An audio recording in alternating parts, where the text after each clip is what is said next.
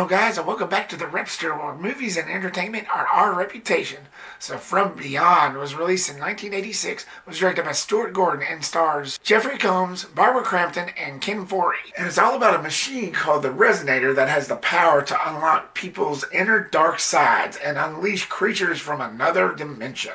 This was one of H.P. Lovecraft's adaptation. He was a famous horror writer from like the early 1900s to mid-1900s. He was known to be afraid of the unknown. You know, what out there that you can't see can kill you. Kind of like how this virus is right now. We can't see it, yet it's killing us. That's exactly what H.P. Lovecraft put into his films, and it really shows. Which brings me to the positives. The story. It was well written. Brian Yuzna, Dennis Paoli, and Stuart Gordon all worked on the script and the screenplay for this, and you can tell they definitely put their minds together. Of course, H.P. Lovecraft was one of those horror writers that was sort of like short stories.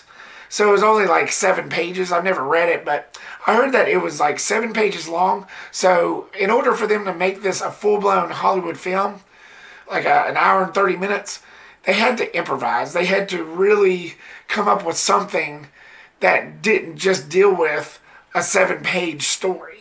That's not enough to make a movie. So they had to really put their minds together.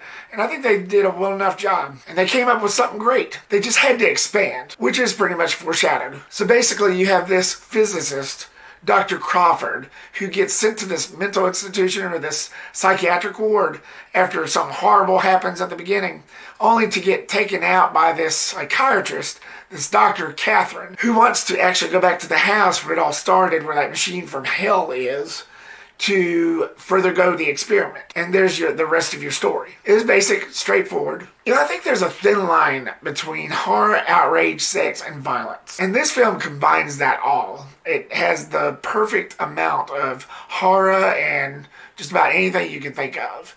Anything that would probably get a film banned. But luckily it didn't. It just had some pretty ballsy moves for an 80s horror flick. For an 80s film, that is. The characters was good. You got Jeffrey Combs, who plays the physicist, Dr. Crawford, Talengast, who's one of those scientists that actually worked on the machine. He shows like the right amount of fear. He's one of those underrated actors that I wish would show up more. I loved him in the House on Haunted Hill films. But yeah, he did a really good performance. And he was sort of a voice of reason. You know, he knew what he was dealing with. He knew what chaos that this machine brings. And then you got Barbara Crampton, who plays the psychiatrist, Dr. Catherine McMillan, you know, the doc that takes Jeffrey Combs' character in.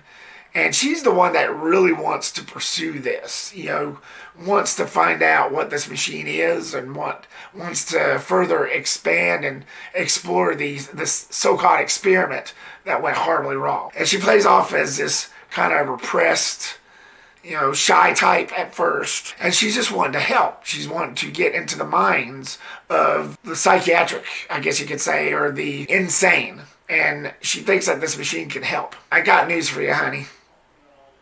It won't.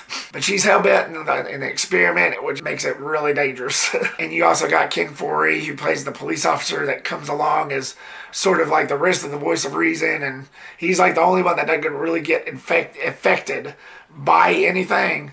But he's like more of the voice of reason next to Jeffrey Combs' character. And I thought he did a pretty good job as well. And I think he plays the only sane one in the story. The characters goes through many changes due to this machine, because as I stated before, in the plot, it not only kills, but it changes you. It wakes up your inner desires. One can be repressed from sexual activity, and then that inner being, that inner animal side, can bring it all out. And that's basically what this machine does.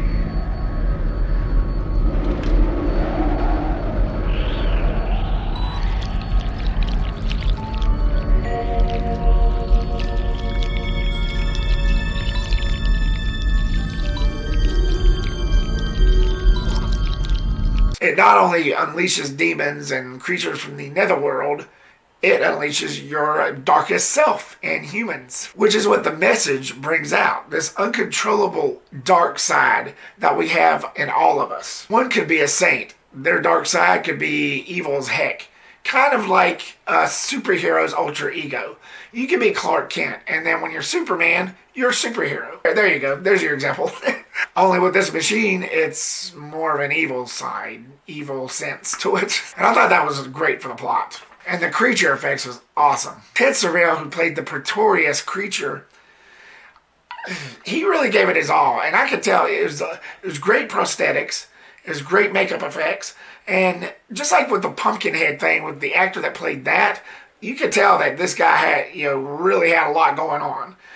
And I think this guy that played this creature in this film had even more on his plate than what the guy in Pumpkinhead did. Because this guy had makeup and prosthetics up to yin-yang, the way it looked. John Carl Buechler, who directed one of my favorite Friday the 13th films, Friday Part 7, did the makeup effects on this and his crew, and he did a really good job. He created this two-legged, long-necked entity with this pineal gland sticking out of his head, which I have a little bit of a problem with, but I'll get to later. And he looked all slimy. It looked like he was melting at one point. And, at first this creature started off normal. He looked like you and me. And then he started forming into this unnatural being. And it was really crazy. It was really creepy. And then he would mutate into this brainy-like insect, which was actually John Buechler's solo creation. And it looked pretty freaky. It looked pretty good. What are you going to do to me? I'm going to kiss you.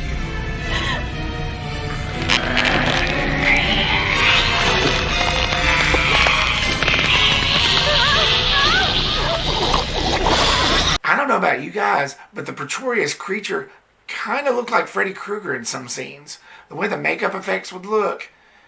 When he was that two-legged, long-necked entity, he looked like Freddy Krueger in some scenes. That's how the makeup effects looked to me. Again, I don't know about you guys, but that's the vibe I got.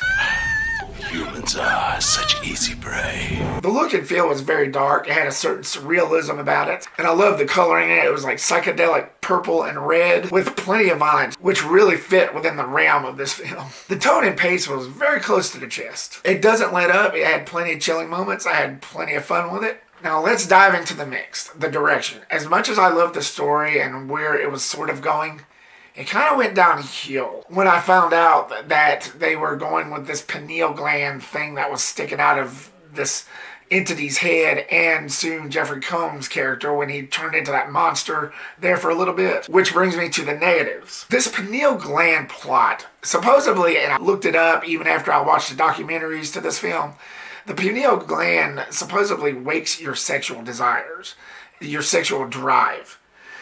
And even though this film may have wanted to focus on that and was the key plot to it, I just didn't feel like it was necessary. I was okay with it. They had mentioned it in context up until it actually showed it. And it kind of took me out of the film, and it made Jeffrey Combs' character look like he was constipated. It was just very cheesy. It wasn't really there for any purpose except for him looking out in the world a certain way and maybe sensing some things.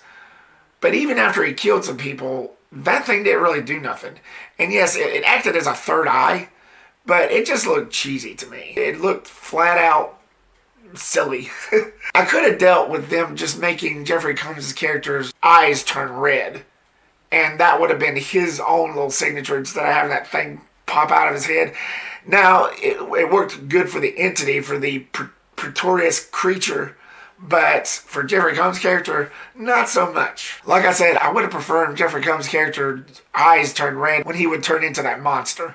I think that would have suited him a little better. So all in all, From Beyond is a decent, well enough made horror flick that will still evoke enough thrills and chills. Enjoy this sweet delight. So, From Beyond, have you seen it? You must have. What did you think of it? Did you find it chilling? Did you find it horrifying? Did you like the special makeup effects, or have you seen better? Leave me your comment down below and give me your thoughts. Stay tuned for more reviews and videos coming soon. Thank you so much, guys, for watching this video. Like, subscribe, and comment if you hadn't already, and I'll see you on the next video. Peace the Reptastic.